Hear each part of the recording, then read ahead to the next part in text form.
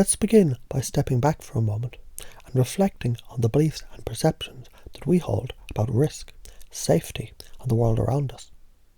You see, there's a place where those beliefs live, somewhere just beneath the surface of what we think we know. And those beliefs, they guide us, shape our decisions, even though sometimes they don't even seem to make sense. So imagine, if you will, crossing a busy street. There's that moment right before you step out, when your heart might skip a beat. The mind races and you wonder, is it worth it?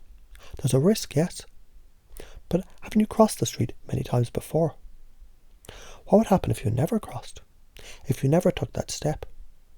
You'd still be where you were, confined within your own small world, unable to move forward.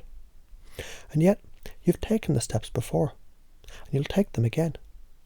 The risk, in that case, seems much smaller than it might have in your mind.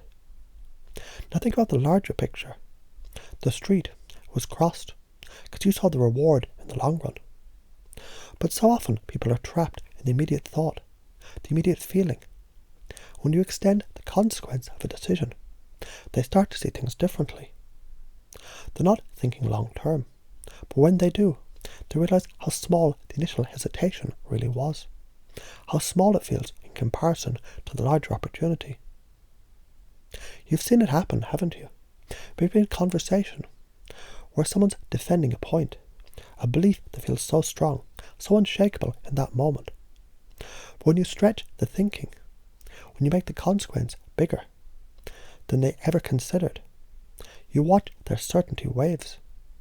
It's like drawing a circle and then suddenly drawing a much larger circle around it. That small circle now seems insignificant in comparison. But notice this. When they look back at their initial thinking, when they re-examine the reasons they gave, they don't have the same certainty they had before. That's because emotional decisions, when looked at from a broader perspective, they lose their hold, they fall apart. And you've seen this happen too, haven't you? Those initial justifications, those sweeping generalizations, they crumble when the full weight of reality is brought into the picture. Now imagine being in a conversation where someone says, crime and poverty go hand in hand.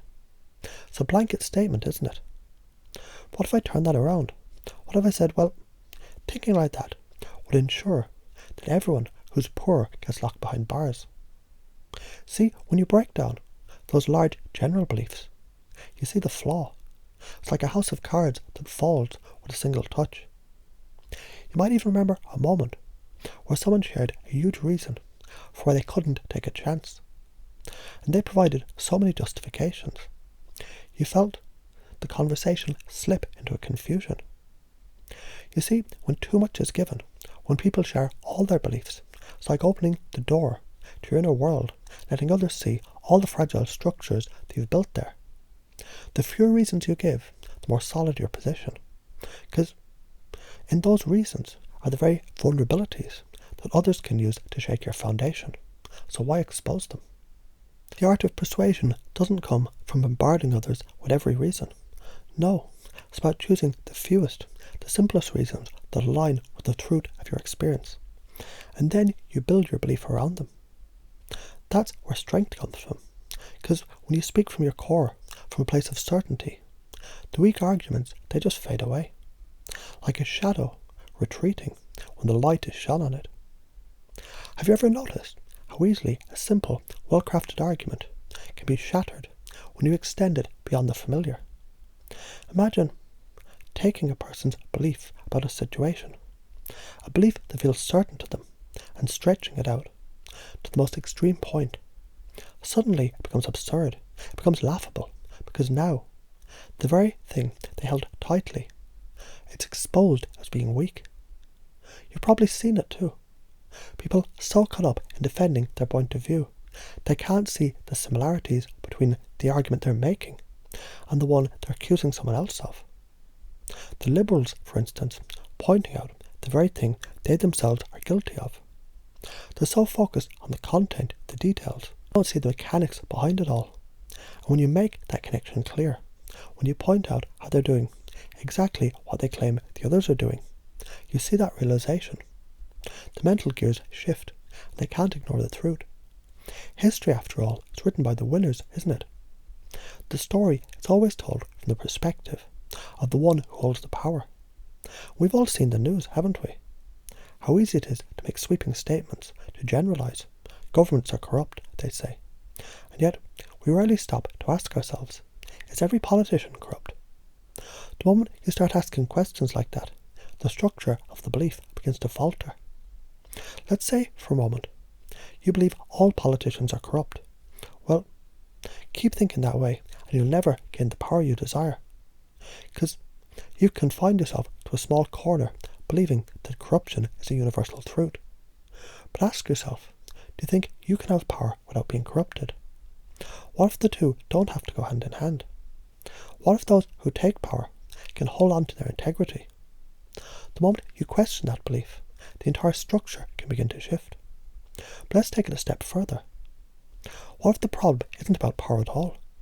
What if it's about what you do with that power? Can a leader remain true to themselves and still lead effectively? It's thinking like this that moves the boundaries. It's thinking like this that opens up new levels of possibility and breaks us free from our confines of the box. And if you hold onto these beliefs long enough, if you keep extending them, building upon them, you'll see how weak those original beliefs really are. Because when you stretch them out, they lose their grip on reality. They become so absurd they fall apart. It's like trying to hold on to something slippery, something that's constantly slipping through your fingers. So the next time someone tells you about corruption, about how all politicians are the same, or how all the world's problems are caused by one group or another, just ask yourself, are they really seeing the full picture? And if you extend the consequences, stretch them beyond what they've considered, don't be surprised if you start to see those walls that they've built crumble piece by piece. You've done it before, haven't you?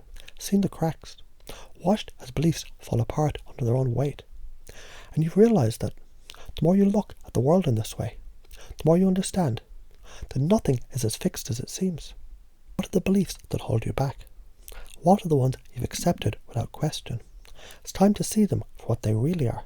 And when you do, you'll be free to step forward, to cross the street, and to take that next step.